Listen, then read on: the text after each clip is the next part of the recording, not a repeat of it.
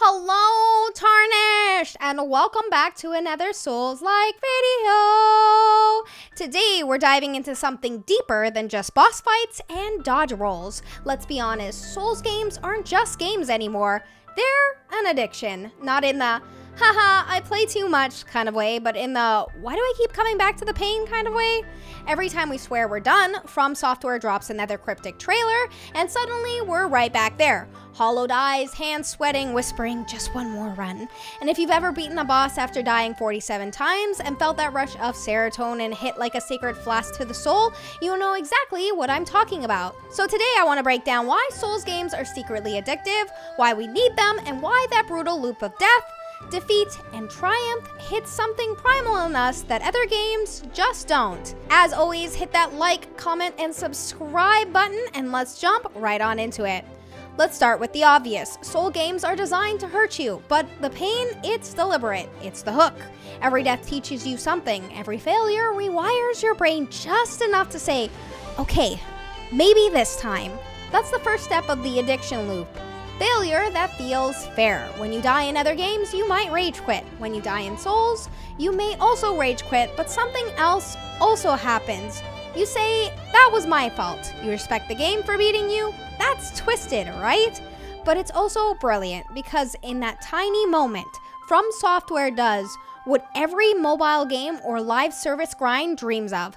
They make you chase one more try.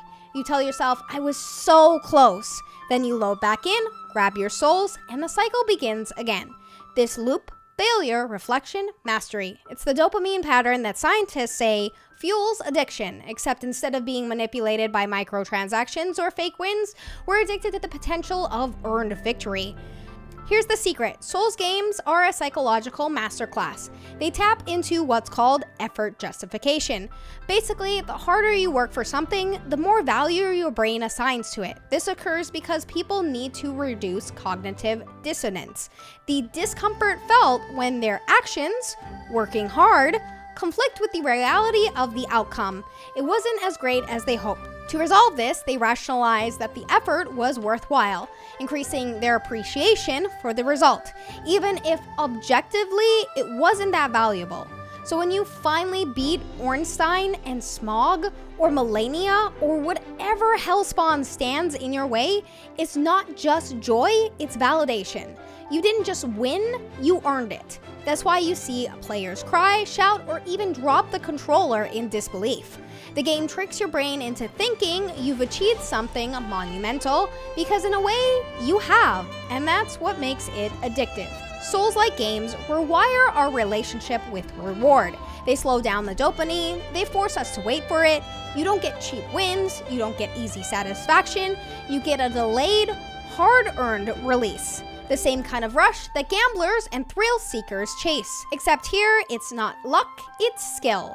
And that's illusion. That idea that everything's under your control is what keeps us locked in.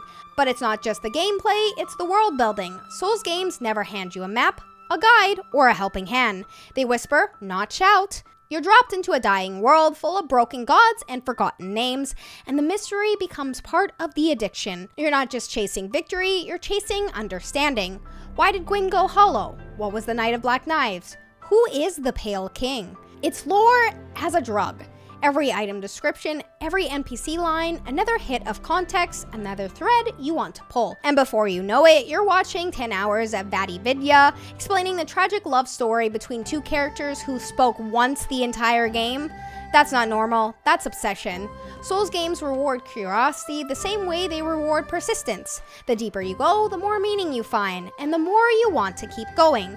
That's why even after finishing the game, you roll into New Game Plus, and +2 and +3, chasing secrets you missed the first time.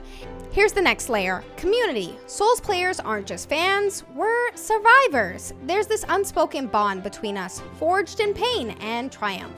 When you see Praise the Sun or Try Finger Butthole, you know you're among kin. We share war stories, we show off scars, we tell newcomers, get good. Not to be toxic, but because we remember what it felt like to struggle. That shared suffering becomes identity. You don't just play Souls, you belong to it. And From Software knows that. That's why messages exist. why phantoms flicker in your world, why bloodstains remind you someone else died right where you did. It's a design choice that feeds the addiction. Even in your lowest moment, you know someone else felt this too. That connection, that feeling of fighting alone, but not truly alone, that's powerful. It's what keeps people coming back years later, replaying the same fights, chasing that same shared high. And then you win. You beat the final boss, the credits roll, and there's this moment of stillness. You'd think it would feel like peace, but it doesn't. It feels empty. That's withdrawal. You spent hours, days, maybe weeks chasing that next triumph, that next mystery, and suddenly it's gone. So you start a new run. You look up challenge builds, you fight bosses naked with a club, you mod the game to make it even harder. Because you don't want to play Souls, you want to feel it again. That hunger, that fear, that absolute catharsis when you finally overcome the impossible.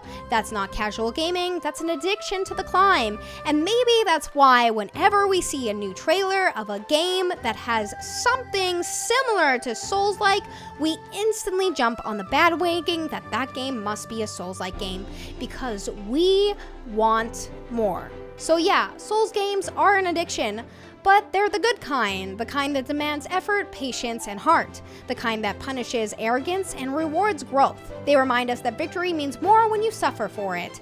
Maybe that's why we can't stop, because every death, every victory, every quiet bonfire moment feels earned. And honestly, I wouldn't want it any other way.